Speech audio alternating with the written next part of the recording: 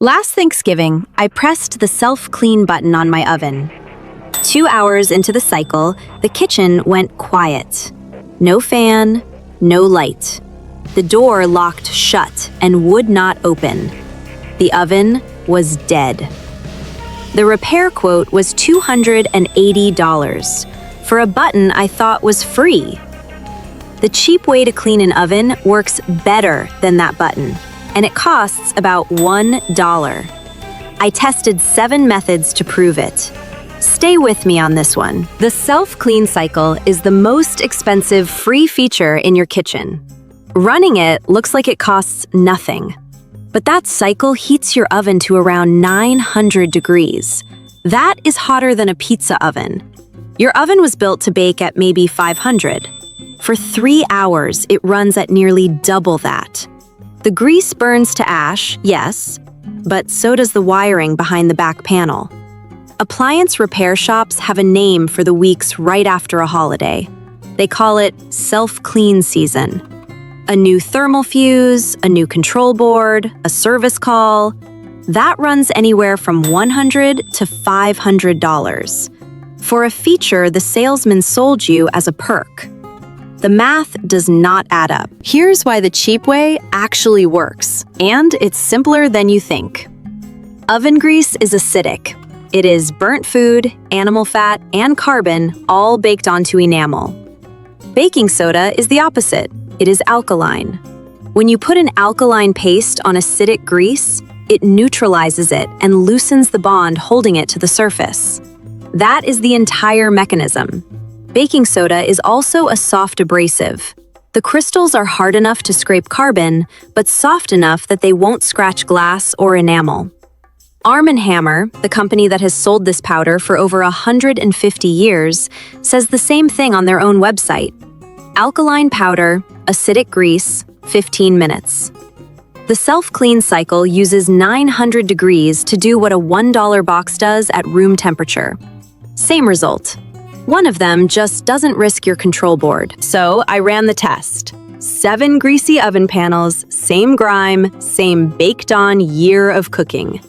I ranked every method by cost, by fumes, by risk, and by how much grease it actually lifted, counting down from worst to best.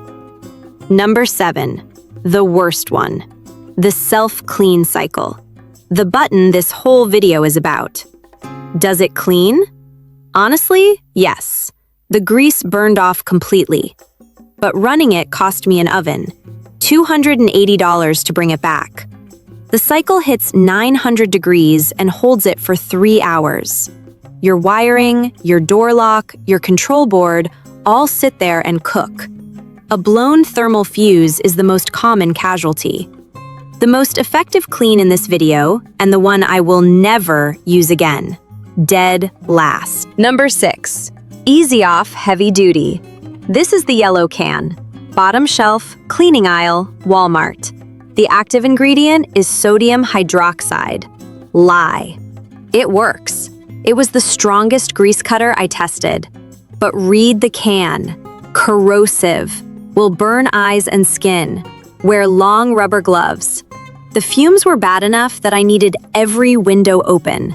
About $6 a can, and you go through a lot of it on a dirty oven.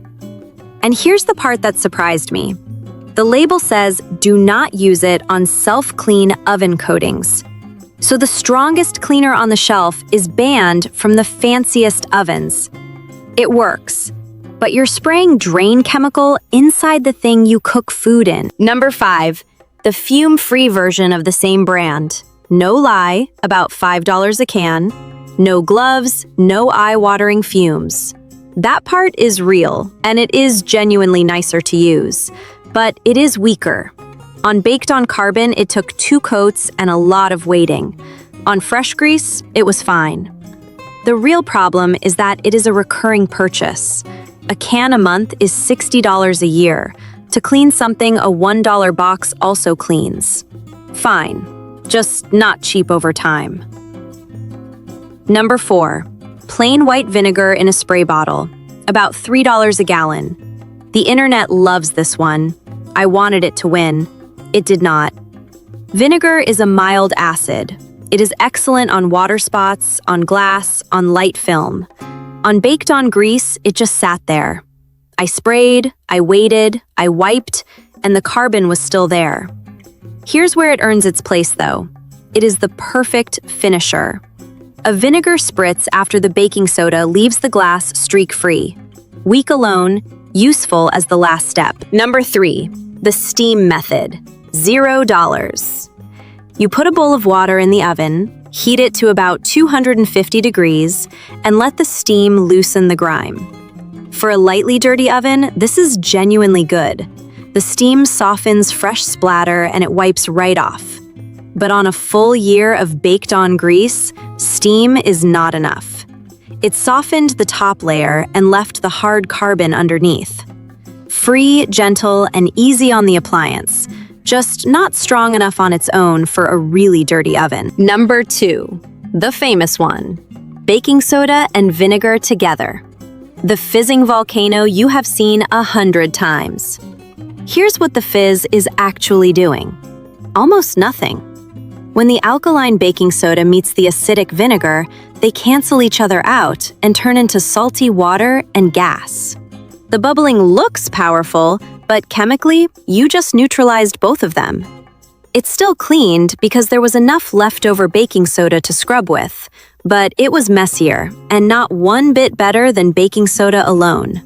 About $1.50 for both. It works. The volcano is just for the camera, not the grease. All right, number 1, the big one.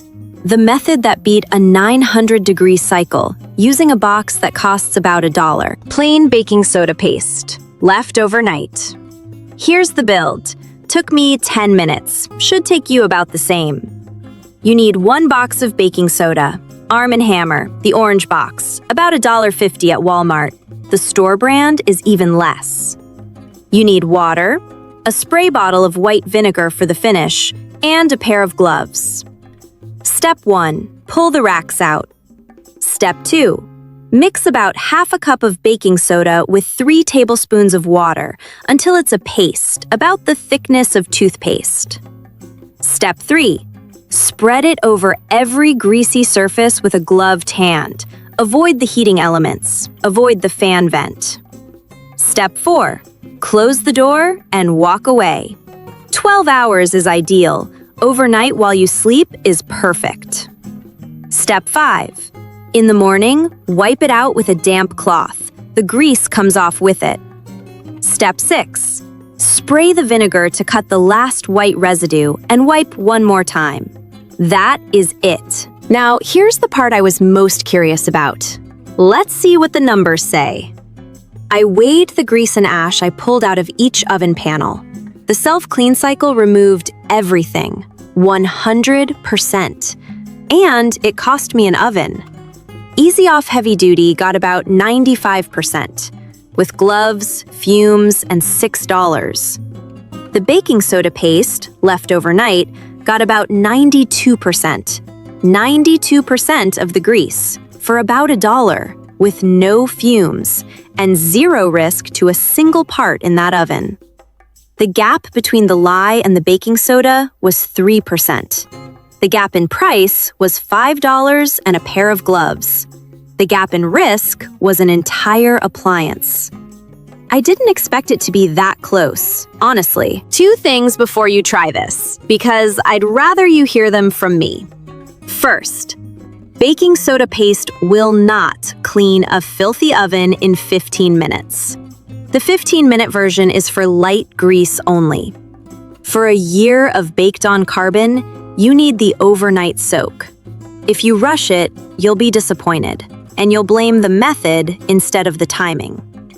Second, never put the paste on the heating elements or down inside the fan vent. It can leave residue that smokes the next time you bake. Keep it on the enamel walls, the floor, and the glass. And one more, quickly. If you have a continuous clean oven, the kind with a rough, speckled coating inside, skip the scrubbing. That coating is delicate. A gentle paste and a soft cloth only. The only thing that changed is whether you know this exists. That self-clean button was never free. It just hides the bill until the worst possible week of the year. So here's the math. 1 box of baking soda, about $1. Compared to $100 to $500 the day the self-clean cycle takes your oven with it. Clean it 4 times a year, and 1 box lasts you the whole year. That's the test. $1 spent, up to $500 saved. See you next time.